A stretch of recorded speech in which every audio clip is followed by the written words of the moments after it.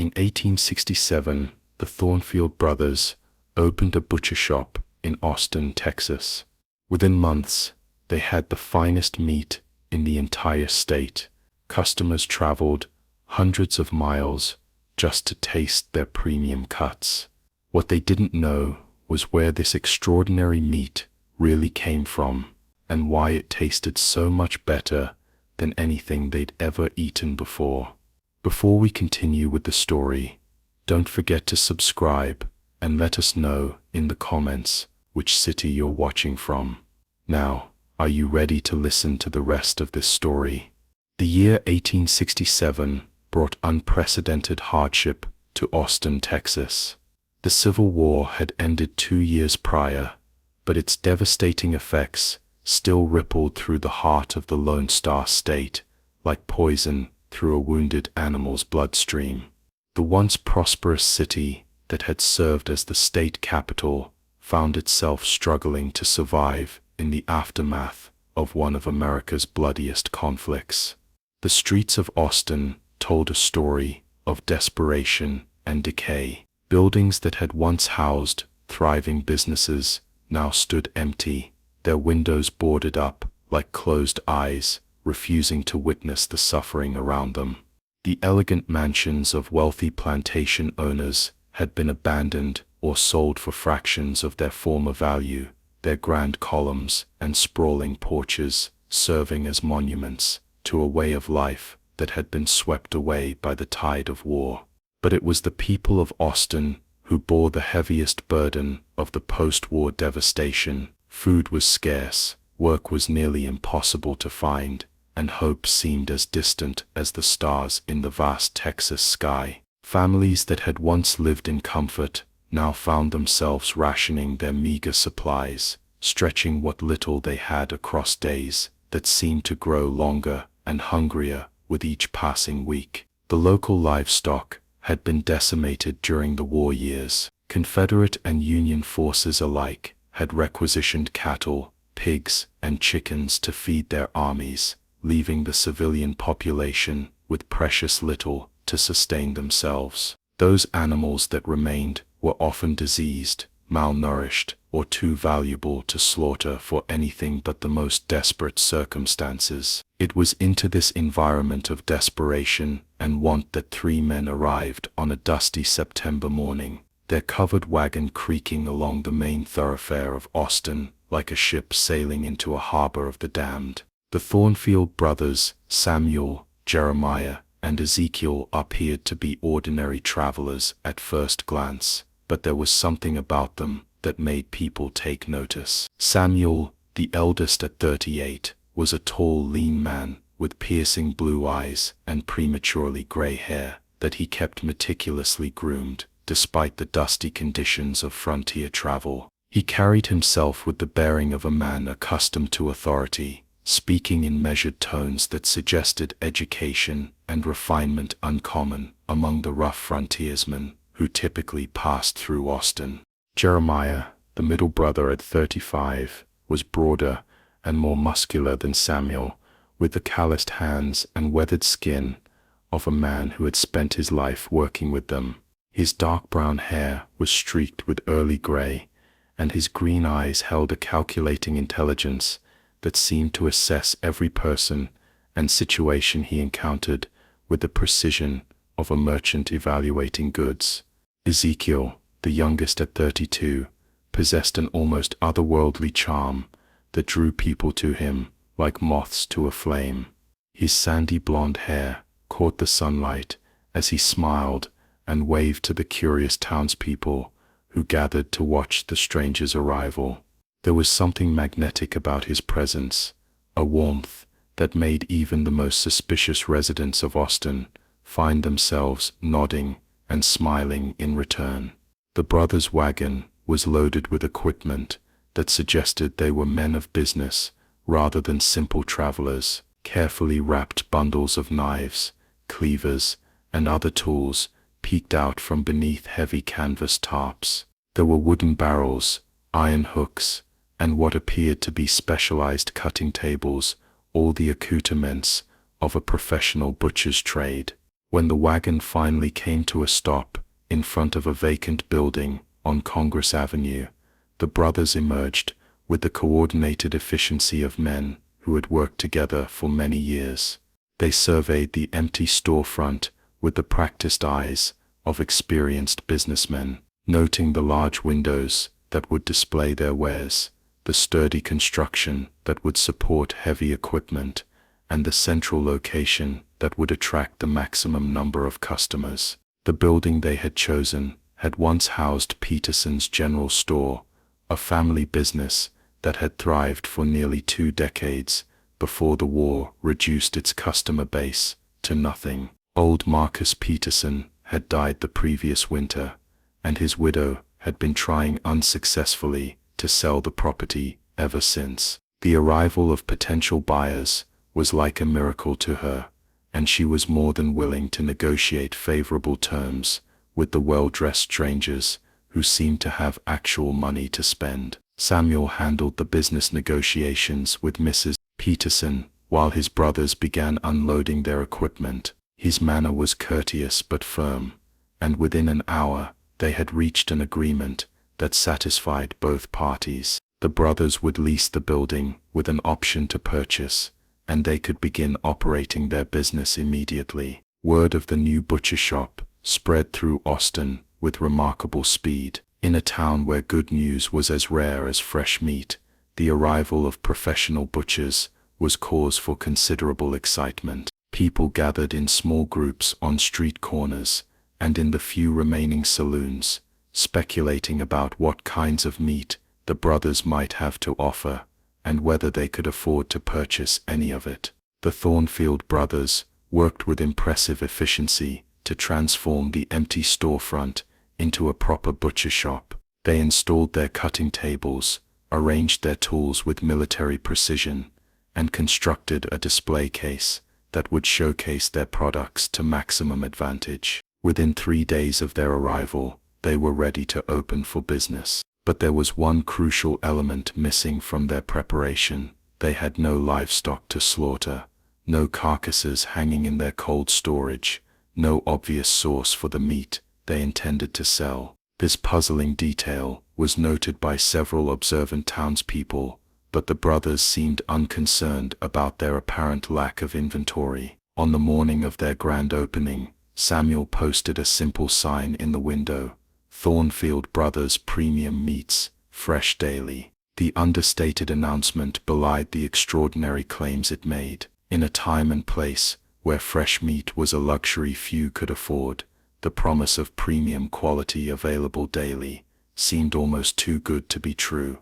The first customers arrived even before the brothers had officially opened their doors.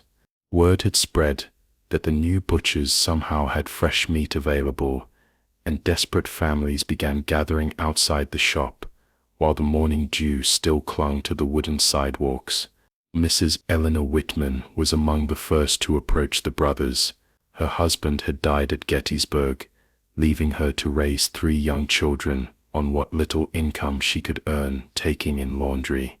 The family hadn't tasted fresh meat in over 6 months, and the prospect of being able to provide a proper meal for her children had driven her to spend precious coins she could barely afford to lose. Samuel greeted her with a warm smile that seemed to light up the entire storefront. His manner was so genuinely friendly and concerned that Mrs. Whitman found herself immediately at ease, despite the strangeness of buying meat from complete strangers who had appeared in town only days before. "Good morning, ma'am," Samuel said, tipping his hat with old-world courtesy. "I understand you're interested in purchasing some of our premium cuts. Might I suggest something particularly suitable for a family meal?" Mrs. Whitman nodded eagerly, clutching her small purse tightly as she peered into the display case. What she saw there defied explanation and challenged everything she thought she knew about the meat trade in post-war Texas. The display case was filled with cuts of meat that looked unlike anything she had ever seen. The beef was a deep, rich red color with perfect marbling that spoke of grain-fed cattle, something that simply didn't exist in the devastated landscape surrounding Austin. The pork was pink and fresh, with a healthy layer of white fat that indicated well-nourished animals. There were cuts of lamb, chicken, and even what appeared to be venison, all displayed with the careful attention to presentation that one might expect from a fancy establishment in a major city. The quality was extraordinary, but even more puzzling was the quantity. The display case was completely full, as if the brothers had access to an unlimited supply of the finest meat available anywhere in the state. This was particularly bewildering, given that they had arrived in town with no livestock and had made no obvious arrangements with local ranchers or farmers. "This looks wonderful," Mrs. Whitman said, her voice barely above a whisper as she contemplated the feast before her eyes. "But I'm afraid I can only afford a small portion. Times have been difficult." Samuel's expression became one of genuine sympathy and understanding. "Mrs. Whitman, isn't it? I've heard about your situation, and I want you to know that the Thornfield brothers believe in taking care of our community. Why don't you take what you need for your family, and we'll work out a payment arrangement that suits your circumstances." The generosity was unexpected and overwhelming. Mrs. Whitman felt tears welling up in her eyes as Samuel carefully selected a beautiful roast that would easily feed her family for several days. The meat looked so fresh and appetizing that she could almost taste it already, imagining the joy on her children's faces when they smelled it cooking in her small kitchen. But as Samuel wrapped the roast in brown paper, Mrs. Whitman noticed something odd about his hands. His fingers were long and pale, with nails that seemed slightly too sharp and pointed for a normal person. There were faint stains under his fingernails that looked like they might be blood, which would be natural for a butcher, but there was something about the color that seemed wrong somehow. She dismissed these observations as products of her own anxiety and desperation. After months of near starvation, she was probably imagining things that weren't there. The important thing was that she was finally able to provide a proper meal for her children, and the Thornfield brothers were making it possible through their extraordinary kindness. As Mrs. Whitman left the shop with her precious package, other customers began to enter. The brothers served each one with the same combination of friendliness, professionalism, and mysterious generosity that had characterized their interaction with the widow. They seemed to have an intuitive understanding of each customer's financial situation and were willing to extend credit or reduce prices for those who were struggling. Dr. Benjamin Morrison, one of the few remaining physicians in Austin, was among the early customers. He had come to the shop out of curiosity rather than desperate need, as his profession still provided him with a modest but reliable income. Morrison was a man of science and observation, and he found himself studying the Thornfield brothers with the analytical mind that had served him well in his medical practice. The meat in their display case was unlike anything he had seen since before the war. The quality and freshness suggested that it had been slaughtered within the past day or two, but Dr. Morrison knew that there were no cattle ranches within 100 miles of Austin that could produce animals of such obvious health and nutrition. The logistics of transporting fresh meat over such distances in the Texas heat would make it prohibitively expensive, yet the brothers were selling their products at prices that ordinary townspeople could afford. "Excellent quality," Dr. Morrison commented as Jeremiah prepared his order. "Might I ask where you source your livestock?" Jeremiah's smile never wavered, but there was something in his eyes that suggested the question made him uncomfortable. "We have our sources, Doctor. Suppliers who prefer to maintain their privacy. You understand how business can be in these uncertain times." The answer was vague and unsatisfying, but Dr. Morrison decided not to press the issue. The brothers were providing a valuable service to the community, and their business arrangements were their own concern. Still, something about their operation troubled him in a way he couldn't quite articulate. As the days passed, the Thornfield Brothers shop became the most popular business in Austin. People who had been surviving on cornbread and beans suddenly found themselves able to enjoy hearty stews, roasts, and other meat dishes they hadn't tasted in years. The brothers' generosity with credit and their willingness to work with customers' limited means meant that even the poorest families could occasionally afford to purchase their products. The effect on the community was remarkable. Children who had been gaunt and listless began to show signs of improved health and energy. Adults who had been worn down by months of inadequate nutrition started to regain their strength and optimism. The mere presence of the butcher shop seemed to lift the spirits of the entire town, providing hope that better times might indeed be ahead. But not everyone in Austin was entirely comfortable with the sudden change in their circumstances. There were whispers and concerns that grew more persistent as the weeks passed. Where exactly were the Thornfield brothers getting their seemingly unlimited supply of premium meat? Why had they chosen to set up their business in a struggling frontier town rather than in one of the larger, more prosperous cities?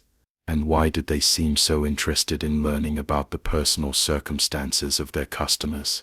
Sheriff Thomas Brennan was among those who harbored suspicions about the new arrivals. As the town's chief law enforcement officer, he had developed a keen sense for detecting when something wasn't quite right, and the Thornfield brothers triggered that instinct despite their apparent respectability and community service. The sheriff had made several discreet inquiries about the brothers' background and business practices, but his investigations had yielded little useful information. They claimed to have come from Louisiana, but they carried no documentation to support this claim. They spoke like educated men, but provided no details about their previous business ventures or professional experience. Most troubling of all, they seemed to have no visible means of acquiring the livestock necessary to maintain their extensive inventory. Sheriff Brennan decided to keep a close watch on the Thornfield brothers and their operations. In his experience, when something seemed too good to be true, it usually was. And in a town that had seen more than its share of hardship and suffering, the sudden appearance of three generous strangers offering salvation in the form of premium meat struck him as exactly the kind of development that warranted careful scrutiny. The mystery would soon deepen, and the sheriff's suspicions would prove to be more justified than even he could have imagined. The true nature of the Thornfield brothers' business was about to be revealed, and the discovery would shake the foundations of Austin society to its very core. 3 months after the Thornfield brothers opened their butcher shop, Austin had transformed from a dying town into a community showing signs of renewed life. But Sheriff Thomas Brennan's investigation was about to uncover the horrifying truth behind their success. The first disappearance occurred on a cold November night in 1867. Marcus Caldwell, a drifter who had arrived in town seeking work, was last seen leaving Murphy's saloon around midnight. He had been drinking heavily and had gotten into an argument with several locals about money he claimed to be owed for odd jobs around town. Marcus was exactly the type of person who often vanished from frontier communities without much notice. He had no family, no permanent address, and no close friends who might report him missing. When he failed to show up for work the next morning, most people assumed he had simply moved on to the next town, as drifters often did. But Sheriff Brennan noticed something that others missed. Marcus had been carrying a fairly substantial amount of money, nearly $30, which he had earned from various jobs around town. It was unusual for a man with that much cash to simply disappear without collecting his belongings from the boarding house where he had been staying. The sheriff made discreet inquiries around town, trying to trace Marcus's movements on his final evening. The investigation led him to an interesting discovery. Several witnesses had seen Marcus talking with Ezekiel Thornfield outside the saloon just before closing time. According to the bartender, Ezekiel had bought Marcus several drinks, and they had engaged in what appeared to be a friendly conversation. When Sheriff Brennan questioned Ezekiel about the encounter, The youngest Thornfield brother was cooperative and forthcoming. He explained that he had indeed spoken with Marcus about the possibility of doing some work around the butcher shop. Marcus had expressed interest in earning some extra money, and Ezekiel had invited him to come by the shop the next morning to discuss the details. "I was disappointed when he didn't show up," Ezekiel said with apparent sincerity. "We could have used the help, and he seemed like a decent fellow who could use the work. I assumed he must have changed his mind, or found something better elsewhere."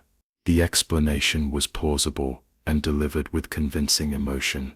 Ezekiel seemed genuinely concerned about Marcus's welfare, and expressed hope that the missing man had found good fortune in whatever direction his travels had taken him. Sheriff Brennan had no evidence to suggest otherwise, but something about the interaction left him feeling uneasy.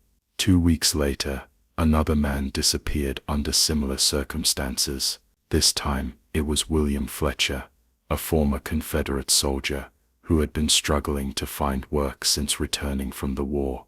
Like Marcus, William was a loner with no family ties to the community. He had been seen talking with one of the Thornfield brothers on the evening of his disappearance, and like Marcus, he had failed to collect his belongings from his lodging. The pattern was becoming impossible to ignore, but Sheriff Brennan still lacked concrete evidence of wrongdoing. The Thornfield brothers continued to operate their successful business, serving the community with apparent dedication and generosity. Their meat remained the finest available anywhere in Central Texas, and their customer base continued to grow as word of their quality and fair dealing spread to neighboring towns. Dr. Morrison had begun to develop his own suspicions about the brothers, though his concerns were based on professional rather than legal considerations. As a physician, he had been trained to observe details that others might miss, and several aspects of the Thornfield operation troubled his scientific mind. The most puzzling element was the sheer volume of meat the brothers were able to produce. Dr. Morrison had made careful observations of their daily sales, and estimated that they were selling the equivalent of at least one full-grown steer every 2 days. Over the course of 3 months, this would represent nearly 50 head of cattle, an enormous number for a business operating in an area where livestock was scarce and expensive. Moreover, the quality of the meat never seemed to vary. Every cut looked as if it had come from healthy, well-fed animals, which was remarkable given the depleted state of regional cattle herds. Morrison had examined some of the meat under his microscope, and found it to be of extraordinary quality, with muscle tissue that showed none of the signs of stress or poor nutrition that characterized most livestock in post-war Texas. The doctor decided to conduct a more systematic investigation of his own. He began visiting the shop at different times of day, making small purchases and engaging the brothers in conversation about their business practices. He paid particular attention to their work areas, trying to understand how they processed such large quantities of meat with so little apparent effort. What he discovered only deepened the mystery. The brothers' cutting and preparation area was remarkably clean and organized, but it was also surprisingly small for the volume of work they were supposedly handling. There was no evidence of the large-scale butchering operation that would be necessary to produce their daily inventory. The floors showed no signs of the heavy blood staining that would be inevitable in a high-volume slaughterhouse, and the drainage systems seemed inadequate for processing entire carcasses. Dr. Morrison also noticed that the brothers never seemed to have any waste products from their operation. In a normal butcher shop, there would be bones, gristle, organs, and other byproducts that needed to be disposed of or sold to other businesses. The Thornfield brothers appeared to utilize every part of every animal they processed, leaving nothing behind that might provide clues about the source or nature of their livestock. The doctor's growing suspicions were reinforced by some disturbing observations about the brothers themselves. During his visits to the shop, He had noticed that all three men possessed physical characteristics that seemed inconsistent with their supposed profession. Their hands, while certainly strong and capable, showed none of the permanent staining and scarring that typically marked career butchers. Their fingernails were often too clean for men who spent their days handling raw meat, and their clothing never showed the persistent odors and stains that were occupational hazards of the meat trade. More troubling still were some subtle physical anomalies that Dr. Morrison's trained eye had detected. The brothers' teeth were unusually sharp and pointed, particularly their canine teeth, which seemed almost predatory in their configuration. Their eyes sometimes showed an unusual glint in certain lighting conditions, and their movements had a fluid, predatory quality that reminded him more of hunting animals than domestic livestock handlers. Dr. Morrison decided to share his concerns with Sheriff Brennan, though he was careful to present his observations as preliminary and speculative rather than as definitive accusations. The two men met privately in the doctor's office on a cold December evening, away from prying eyes and ears that might carry word back to the Thornfield brothers. "I want to be clear that I have no concrete evidence of wrongdoing," Dr. Morrison began carefully, "but my professional training has taught me to recognize when something doesn't fit the expected patterns, and there are numerous aspects of the Thornfield operation that trouble me deeply." Sheriff Brennan listened intently as the doctor outlined his observations and concerns. The physician's scientific approach to the problem provided a valuable complement to the sheriff's law enforcement instincts, and together they began to develop a more comprehensive understanding of the potential threat the brothers might represent. "What you're describing aligns with my own suspicions," the sheriff admitted. "I've been tracking the disappearances of at least 4 men over the past 3 months, all of whom were last seen in the company of one or more of the Thornfield brothers. The pattern is too consistent to be coincidental."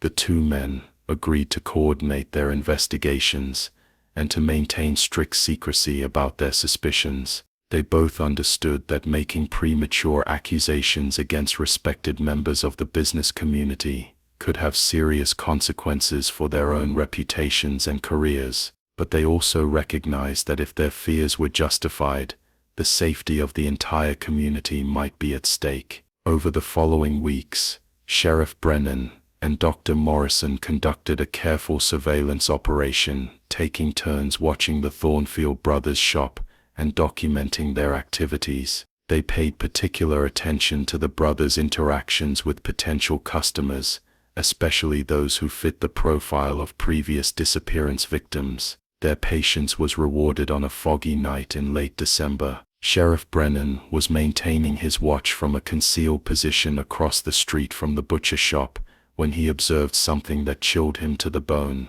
Around midnight, when the streets of Austin were deserted and most honest citizens were safely in their beds, the sheriff saw Ezekiel Thornfield emerge from the shop carrying what appeared to be a heavy bundle wrapped in canvas. The youngest brother moved with careful stealth, constantly checking to ensure he was not being observed as he made his way toward the outskirts of town. Sheriff Brennan followed at a distance, using his knowledge of Austin's streets and alleys to maintain surveillance without being detected. Ezekiel's destination proved to be an abandoned ranch about 2 miles outside the town limits, a property that had been vacant since its owner had died in the war. The sheriff positioned himself where he could observe the ranch buildings while remaining hidden in the darkness. What he witnessed there would haunt him for the rest of his life.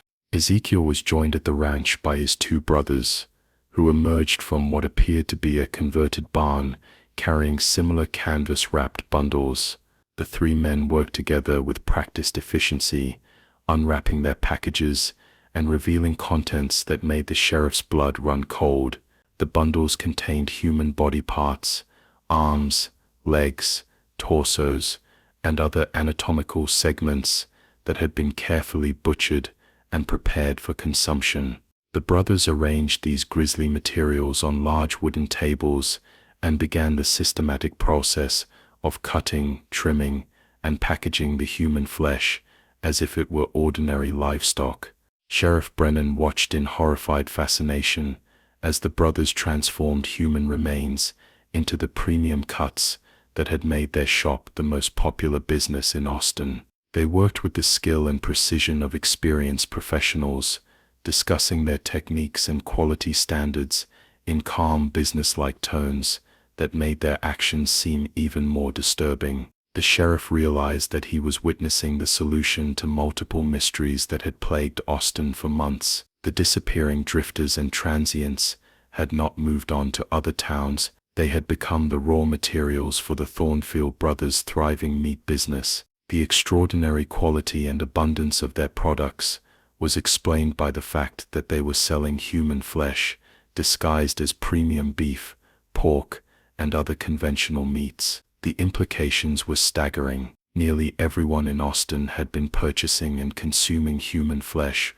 for months without realizing it. The renewed health and vitality that the community had experienced was the result of an involuntary descent into cannibalism, orchestrated by three brothers who had turned murder and corpse desecration into a profitable business enterprise. Sheriff Brennan knew that he had stumbled upon one of the most monstrous crimes in the history of Texas, but he also understood that proving his case would require more than his own eyewitness testimony. The brothers had been careful to select victims who would not be missed, and their meat processing operation had been so skillfully executed that their customers had no idea they were consuming human flesh. The sheriff retreated from his observation post and returned to town, his mind racing as he considered his options. He needed to gather more evidence, coordinate with other law enforcement agencies, and develop a plan for arresting the brothers without alerting them to his investigation.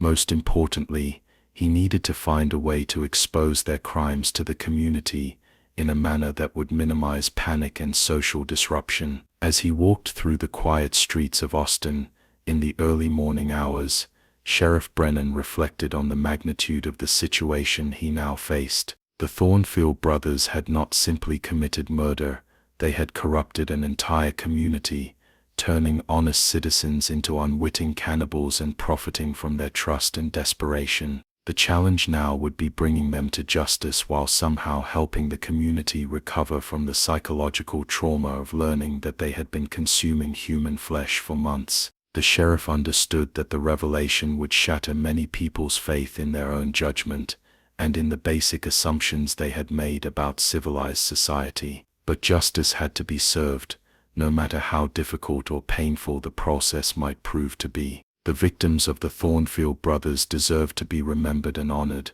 and the community deserved to know the truth about what had been done to them. The sheriff steeled himself for the confrontation that lay ahead, knowing that it would test his courage, his skills, and his commitment to upholding the law in the face of unthinkable evil. Sheriff Brennan knew he needed irrefutable evidence before he could move against the Thornfield brothers. What he discovered in their secret operations would expose the most horrifying crime in Texas history and forever change the town of Austin. The sheriff spent the next week carefully planning his approach. He sent urgent telegrams to law enforcement agencies in neighboring counties, requesting assistance from deputies who could help him arrest the brothers and secure evidence of their crimes. He also contacted the Texas Rangers, knowing that the scope and nature of the Thornfield operation would require the involvement of experienced investigators who could handle such an extraordinary case. Dr. Morrison proved invaluable in developing the scientific aspects of their investigation. The physician had access to chemical testing equipment that could definitively identify human tissue, and he had the medical knowledge necessary to document the brothers' methods of corpse processing. Together they developed a comprehensive plan for gathering evidence that would stand up in court and convince even the most skeptical observers of the brothers' guilt. The break they needed came from an unexpected source. On January 15, 1868, a traveling merchant named Robert Ashford arrived in Austin with disturbing news from the neighboring town of Cedar Creek. According to Ashford, 3 men matching the Thornfield brothers' description had operated a similar business in Cedar Creek the previous year, selling premium meat at remarkably low prices before disappearing suddenly in the middle of the night. The merchant's story had additional disturbing details. Several residents of Cedar Creek had vanished during the period when the mysterious butchers had been operating their business, and the local sheriff had begun investigating possible connections between the disappearances and the meat sales. Before he could complete his investigation, however, the three butchers had vanished without a trace, leaving behind an empty shop and no forwarding information. Sheriff Brennan realized that the Thornfield brothers were not simply opportunistic criminals who had taken advantage of Austin's desperate circumstances. They were serial killers who had perfected their methods through previous operations in other communities, moving from town to town to avoid detection while leaving a trail of victims across Texas. This revelation added urgency to the sheriff's investigation. If the brothers suspected that their activities were being discovered, they might once again disappear in the night, taking their secrets with them and leaving the people of Austin to grapple with the horrifying truth about what they had unknowingly consumed. The sheriff decided that immediate action was necessary, even though his evidence was not yet as comprehensive as he would have preferred. He coordinated with the Texas Rangers to plan a simultaneous raid on both the butcher shop and the abandoned ranch where the brothers conducted their grisly processing operations. On the night of January 20th, 1868, Sheriff Brennan led a force of 6 law enforcement officers in what would become known as the most important arrest in Austin's history. The operation was carefully timed to catch the brothers during one of their midnight processing sessions, when they would be surrounded by evidence of their crimes and unable to deny their activities. The ranch raid began at exactly 2 a.m. When the brothers were deeply engrossed in their work, Sheriff Brennan and 2 rangers approached the converted barn while the remaining officers surrounded the property to prevent escape. The scene that greeted them inside the barn exceeded even their worst expectations. The brothers had transformed the building into a sophisticated human slaughterhouse, complete with hanging hooks, cutting tables, and storage areas filled with human remains in various stages of processing. The walls were lined with tools specifically designed for butchering human bodies, and detailed charts showed the brothers' systematic approach to maximizing the usable meat from each victim. Most horrifying of all was the discovery of a ledger that documented the brothers' operations with business-like precision. The book contained records of dozens of victims across multiple towns, complete with descriptions of their physical characteristics, estimated meat yields, and quality assessments. The entries revealed that the brothers had been operating their cannibalistic enterprise for at least 3 years, claiming victims throughout Texas and possibly beyond.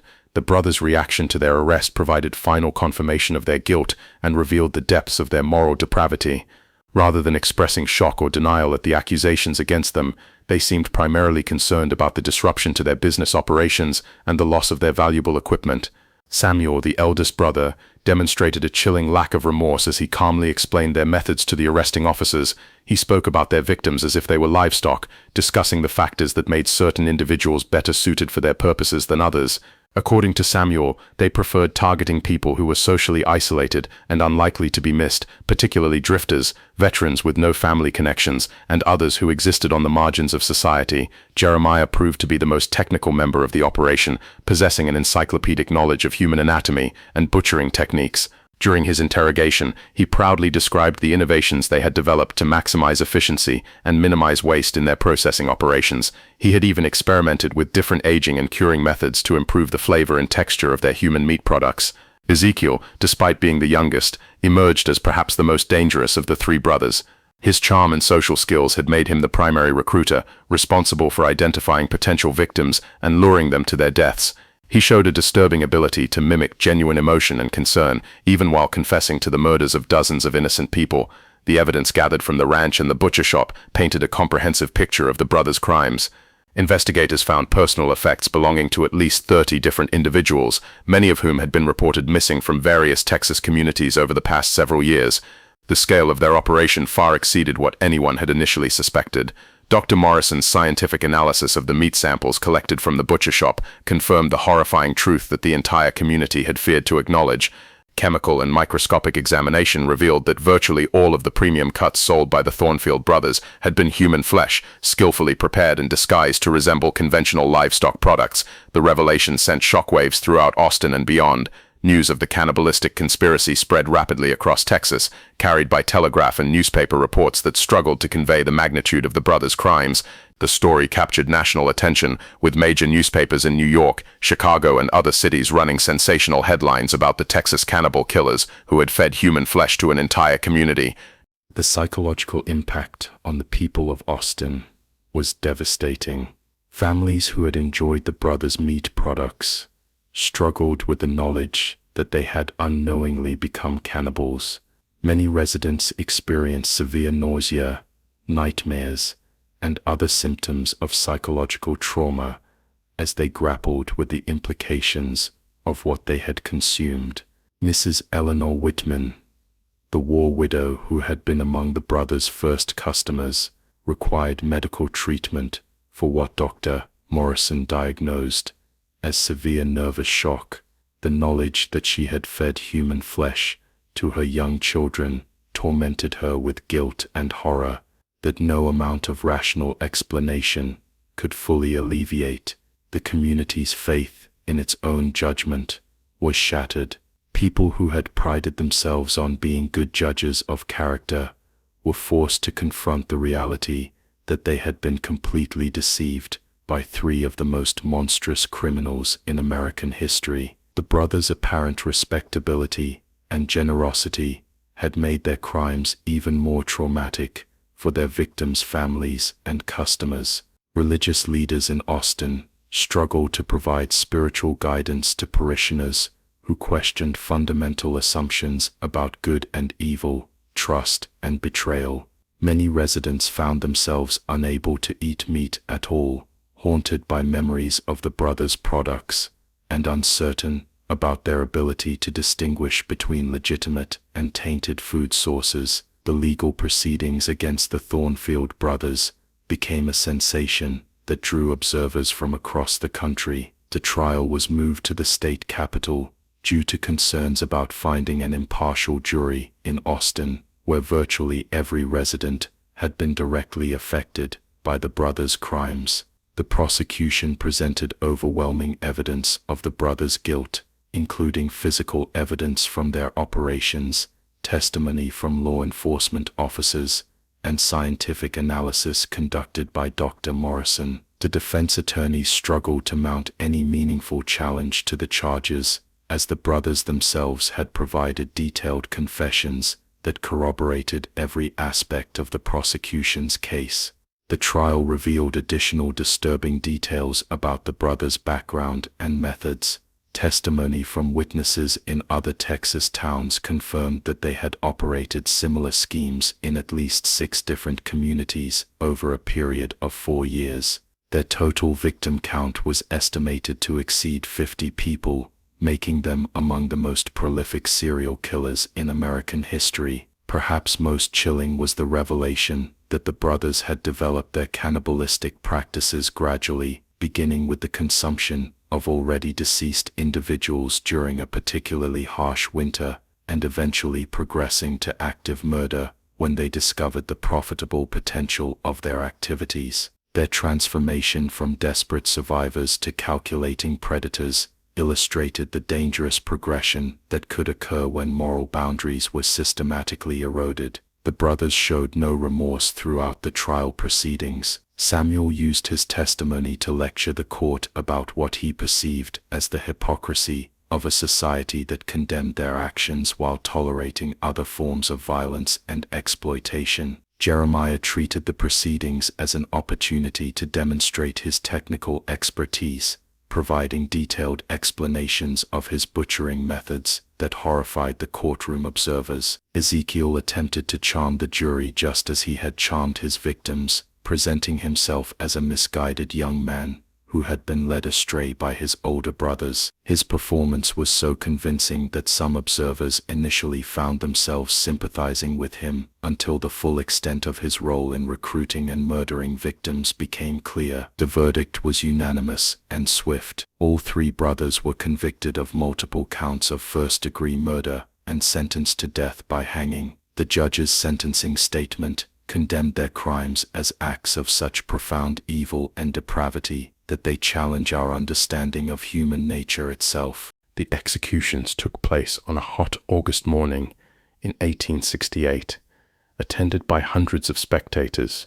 who had traveled from across Texas to witness the end of the Thornfield Brothers' reign of terror.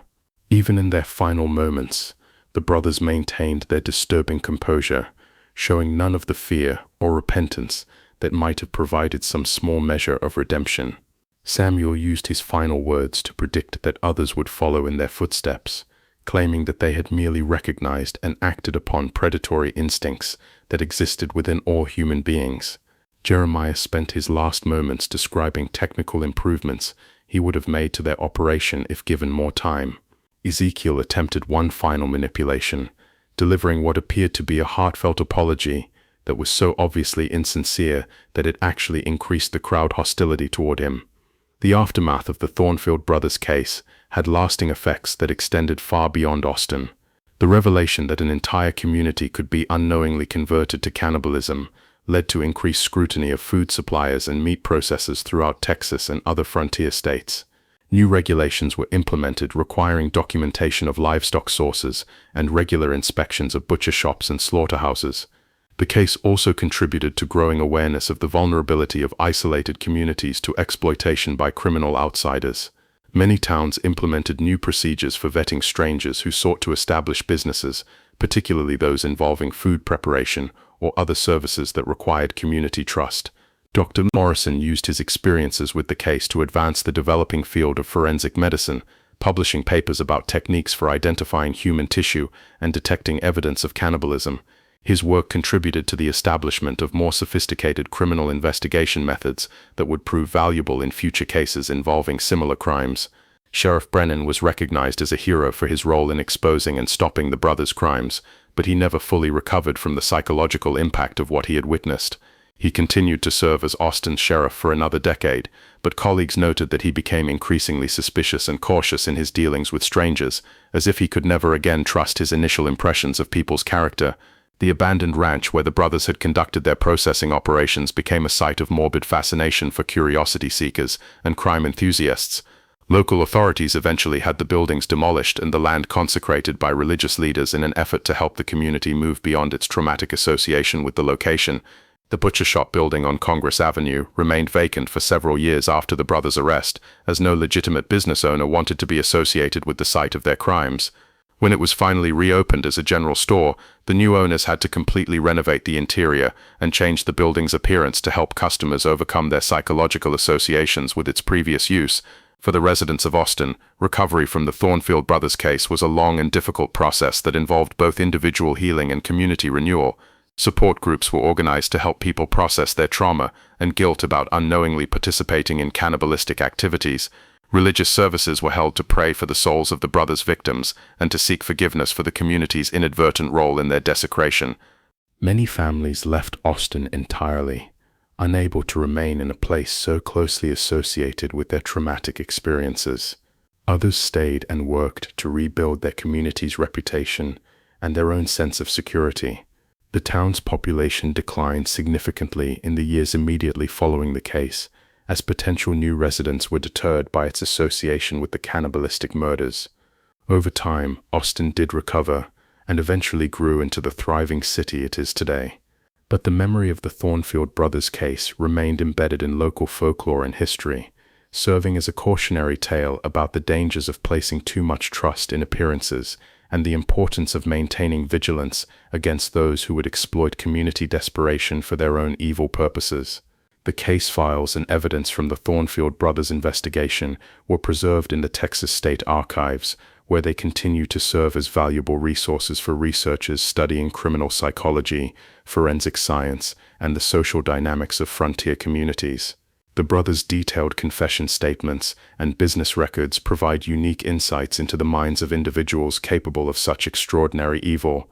Modern criminologists and psychologists have studied the Thornfield Brothers case as an example of how environmental factors, social isolation, and moral degradation can combine to create conditions that enable unprecedented criminal behavior. Their gradual progression from survival cannibalism to systematic murder illustrates the dangerous potential for escalation when ethical boundaries are compromised. The case also serves as a reminder of the importance of community vigilance and the dangers of allowing desperation to override caution in evaluating the credentials and motivations of newcomers offering assistance during times of crisis. The people of Austin were victimized not only by the brothers' crimes, but also by their own willingness to accept help without asking the difficult questions that might have exposed the truth earlier. The Thornfield Brothers' legacy is one of horror and tragedy, but it also demonstrates the resilience of communities faced with unthinkable circumstances and the ultimate triumph of justice over evil. Sheriff Brennan's determined investigation and Dr. Morrison's scientific expertise ensured that the brothers' crimes were fully exposed and that they faced appropriate consequences for their actions. The story serves as a powerful reminder that evil can disguise itself in the most respectable appearances and that the price of safety and civilization is eternal vigilance against those who would exploit our trust and vulnerability for their own monstrous purposes. The people of Austin learned this lesson at a terrible cost, but their experience serves as a warning that continues to resonate more than 150 years later. In the end, the Thornfield Brothers case stands as one of the most disturbing chapters in American criminal history, a tale of systematic evil that challenged fundamental assumptions about human nature and community trust. It reminds us that even in our darkest moments, when desperation makes us vulnerable to exploitation, we must never abandon our commitment to truth, justice, and the basic moral principles that separate civilization from savagery. If this dark tale from American history has left you wanting to know more about the hidden secrets of the past, don't forget to subscribe to our channel for more shocking true stories that have been buried in the archives. Hit that notification bell and let us know in the comments what other dark mysteries from American history you'd like us to investigate next.